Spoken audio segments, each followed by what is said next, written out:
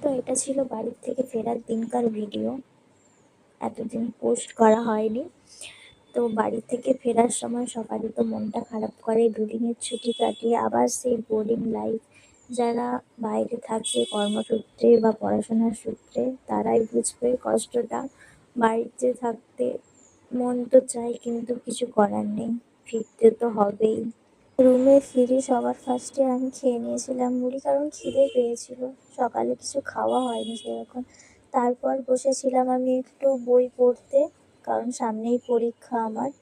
তারপর এখানে আমি স্নান টান করে পুজো দিচ্ছিলাম, কারণ পরীক্ষায় পাস তো করতে হবে।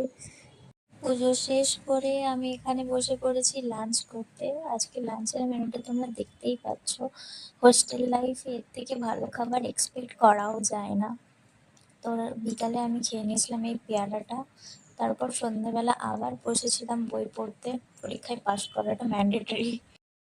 এখানে আমি আমার ডিনারটা কমপ্লিট করে নিচ্ছি। চলো দেখা হচ্ছে নেক্সট কোনো মিনি ব্লগে, ততক্ষণ অব্দি বাই।